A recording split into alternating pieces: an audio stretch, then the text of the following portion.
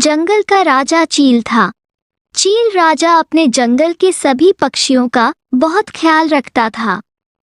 सभी पक्षी अपने जंगल के राजा से बहुत खुश थे। एक कौवा और कौवी उसी जंगल में रहते थे जो बहुत दुष्ट थे।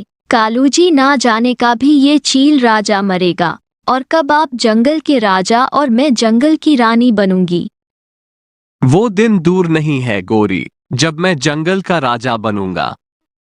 ऐसे वो दोनों पति पत्नी अपने राजा के बारे में बुरी सोच रखते थे।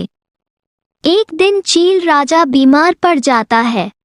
चील राजा कौवे से कहता है, जाओ, जल्दी से जाओ और बुलबुल से मेरे लिए दवा लेकर आओ, मेरी तबीयत ठीक नहीं है। राजा जी, मैं अभी जाता हूँ। ऐसा कहते हुए कालू राजा के लिए दवा लेने चला जाता है। बुलबुल, बुलबुल, चील राजा को तेज बुखार है, उनके लिए दवा दे दो। आप ये शरबत ले जाए, चील राजा से कहना कि दिन में 2 बार इस दवा को पी लें, उनका बुखार ठीक हो जाएगा। कालू बुलबुल से चील राजा के लिए दवा लेकर वहां से जाता है। रास्ते में जाते हुए कालू कौवा सोचता है। ऐसा सोचते हुए कालू कौवा जंगल के पास रुकता है और चील राजा की दवा में जहर का रस मिला देता है। यही मौका है, अब मैं चील राजा को आसानी से मार सकता हूँ और मैं बनूंगा जंगल का राजा और गोरी बनेगी रानी। फिर वो जहर वाली दवा लेकर कालू राजा के पास जाता है। कालू, तुमने आने में इतनी देर क्यों कर दी? राजा जी, बुलबुल घर पर नहीं थी, इसलिए मुझे वहां इंतजार करना पड़ा। ये दवा है और आप इसे दिन में 2 बार पी ले। फिर चील राजा कालू से वो दवा लेकर पी लेता है। मेरा दिल अब घबरा रहा है। थोड़ी ही देर बाद चील राजा गिर जाता है। कबूतर और चिड़िया भी वहां आ जाते हैं। फिर सब वहां पहुंच जाते हैं और सब पक्षियों की आंखों के सामने चील राजा का अंत हो जाता है। मेरा चील राजा, मेरा राजा बहुत अच्छा था, ये क्या हो गया हमारे राजा को? चील राजा की तबीयत बहुत दिनों से ही खराब थी, मगर उन्होंने किसी को बताया ही नहीं। अब चील राजा जैसा अच्छा और दयालु राजा हम कहां से लाएंगे?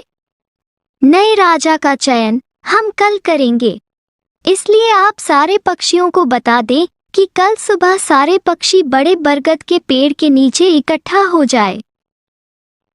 कालू कौवा भी खुशी खुशी घर पहुंच जाता है। राजा मर गया। गोरी, कौवी, चील राजा मर गया। मैंने उसे जहर देकर मार दिया। नहीं कालू, तुम झूठ बोल रहे। नहीं गोरी, मैं सच कह रहा हूँ, चील राजा मर गया है। मैंने उसकी दवा में जहर मिला दिया था। सारी जिंदगी में ये एक काम मेरे कालू जी ने अच्छा किया है। अब तो मैं रानी बनूंगी। फिर दूसरे दिन सारे पक्षी इकट्ठे हो जाते हैं। जब जिंदा थे तो राजा जी कहा करते थे, मेरे मरने के बाद कौवे ही राजा बन सकते हैं। कबूतर भैया, हम सब में बड़ा कौन है? हम सब में तो कालू कौवा ही सबसे बड़ा है। तो फिर हम कालू कौवे को ही अपना राजा बना देते हैं। मुझे अच्छा नहीं लगता कि मैं राजा जी की कुर्सी पर मैं बैठूं, मुझसे नहीं होगा। कालू जी, अब चुप कर जाओ, सब्र करो, एक न एक दिन तो सबको मारना ही होता है। फिर उसे दिन से कालू कौवा जंगल का राजा बन जाता है और गोरी जंगल की रानी। कबूतर, जाओ और मेरे लिए मीठे फल लेकर आओ। राजा जी, नदी में पानी बहुत थोड़ा रह गया है, अगर बारिश ना हुई तो बहुत मुश्किल हो जाएगी। क्या कहा, नदी में पानी थोड़ा है? तो फिर जल्दी से नदी में जो पानी बचा है वह मटकों में डालकर मेरे पास ले आओ। अगर राजा रानी जिंदा रहेंगे तो फिर सभी पक्षी भी जिंदा रहेंगे। ऐसे कालू राजा नदी से सारा पानी मटकों में डालकर अपने पास मंगवा लेता है। कालू कावा और गोरी फलों का भोजन खाते हैं और सो जाते हैं। वो किसी भी पक्षी की कोई बात ना सुनते। राजा जी, कल मैं फूलों का रस लेने जा रही थी, तब उल्लू ने मुझे मारा। भाग जाओ यहाँ से, तुम्हारी दवा पीने से चील राजा मरे थे। कहीं ऐसा ना हो मैं तुम्हें जेल में कैद करवा दूं। राजा जी, जंगल में भोजन की कमी हो रही है, बारिश न होने के कारण सभी फल खत्म हो रहे हैं, कुछ कीजिए राजा जी। ये तुम क्या कह रही हो चिड़िया, ये तो बहुत ही बुरी खबर है। जल्दी से जंगल में जो फल बचे हैं वो सारे हमारे लिए ले आओ। अगर राजा और रानी बचेंगे तो फिर ही दूसरे पक्षी भी जिंदा रहेंगे। ऐसे कौवा और कौवी सारे जंगल से फल अपने लिए मंगवा लेते हैं, फिर वो दोनों हंसने लग जाते हैं। चिड़िया, ये कैसे राजा और रानी है? सारा नदी का पानी अपने लिए रख लिया और सारे फल भी। अब बाकी जंगल के पक्षी क्या करेंगे? कबूतर भैया, वो तो हर समय सोए रहते हैं। अब हमें कुछ ना कुछ करना होगा। ऐसे राजा और रानी से तो हम ऐसे ही अच्छे हैं। कालू जी, ऐसे मीठे मीठे फल तो रानी ही खा सकती हैं। सूखा दाना ही मिलता अगर उस दिन मैं राजा को जहर देकर ना मारता। कबूतर जो किसी काम से आया था वो पीछे खड़ा होकर कौवे की सारी बात सुन लेता है। दुष्ट कौवे, इन्हें तो जेल में होना चाहिए और हमने इन्हें अपना राजा बना लिया है। कबूतर जल्दी से जाता है और सब पक्षियों को इकट्ठे करता है और उन्हें बताता है। मैंने अपने कानों से सुना कौवे ने ही चील राजा को जहर देकर मारा था। वो कौवे इस कदर घटिया हो सकते हैं, ये हमने नहीं सोचा था। तो फिर चले सब मेरे साथ। अब वो हमारे राजा और रानी नहीं है। क्या हुआ आप सब यहाँ, और आपने ये डंडे क्यों लिए हुए हैं? हम सब अपने चील राजा का बदला लेने आए हैं।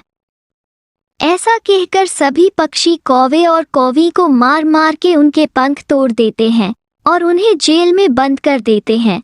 फिर चिड़िया जंगल की नई रानी बन जाती है और फिर सब कुछ ठीक हो जाता है। सुंदरवन के जंगल में टूनी चिड़िया अपने माँ बाप और अपने छोटे भाई बंटी के साथ रहती थी। टूनी अपने छोटे भाई को बहुत प्यार करती थी। उसके माँ बाप किसान थे। जब वो खेत पर काम करने चले जाते थे तब टूनी अपने भाई की देखभाल करती थी। एक दिन जब टूनी के माँ बाप खेत से घर वापस लौटे तो टूनी अपनी माँ से कहती है, माँ, दूध खत्म हो गया है और बंटी कब से रोए जा रहा है। तुम मुझे पैसे दो, मैं पास वाली दुकान से जाकर दूध खरीद कर लाती हूँ। टूनी अपनी माँ से पैसे लेकर जाने लगती है, तभी बंटी कबूतर रोने लगता है। अरे टूनी चिड़िया, इसे भी अपने साथ लेती जा, थोड़ा ये भी बाहर घूम लेगा। अच्छा माँ, मैं बंटी को भी अपने साथ ले जाती हूँ। थोड़ी देर बाद जब टूनी चिड़िया बंटी के साथ दूध लेकर लौटती है तो देखती है कि उसके मम्मी पापा को किसी ने जान से मार दिया है। दोनों खून से लथपथ पड़े थे। अपने माँ बाप की हालत देखकर टूनी चिड़िया रोने लगती है। माँ, पिताजी, आपकी ये हालत किसने कर दी, और उठो ना, ये देखो मैं बंटी के लिए दूध लेकर आ गई। टूनी की आवाज़ सुनकर सुंदरी कौवी वहाँ आ जाती है। सुंदरी कौवी, देखो ना, मेरे मम्मी पापा को किसी ने बड़ी बेरहमी से मार दिया। आपने किसी को मेरे घर आते देखा था? नहीं टोनी चिड़िया, मैंने किसी को तेरे घर आते नहीं देखा, लेकिन तू कहाँ थी? मैं बंटी के लिए दूध लेने गई थी। ये बहुत रो रहा था, इसलिए मैं इसे अपने साथ ले गई थी और जब लौटकर आई तो मम्मी पापा को इस हाल में देखा। मत रो टूनी चिड़िया, अगर तू इस तरह हिम्मत हारेगी तो तेरे भाई को कौन देखेगा। हम सब तेरे साथ है टूनी चिड़िया, अगर किसी बात की ज़रूरत हो तो हमसे कहना। इस तरह कई दिन गुजर जाते हैं। घर में रखा सारा अनाज भी खत्म हो चुका था। खेत में लगी हुई फसल भी बिना देखभाल के सूख चुकी थी। एक दिन टूनी अपने खेत पर जाती है और खेत में लगी हुई फसल सूखी देखकर रोने लगती है। क्या करूं? घर में अनाज का एक भी दाना नहीं है और माँ पिताजी ने जो फसल लगाई थी वो भी सूख चुकी है। अब दोबारा से खेत में फसल उगानी होगी। टूनी चिड़िया 2 दिनों तक लगातार खेत की सफाई करती है।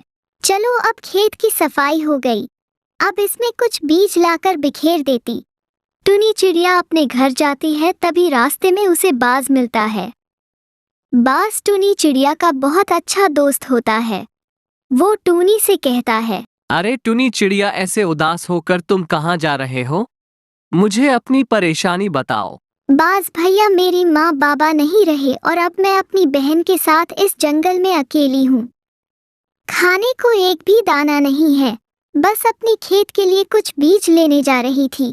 इतना सब हो गया टुनी चिड़िया और तूने मुझे बताया नहीं। ये ले कुछ अंडों के जादुई बीज, तू इसे अपने खेत पर बिखेर देना। मेरी तो ये किसी काम के नहीं, क्योंकि मैं अंडे खाता नहीं।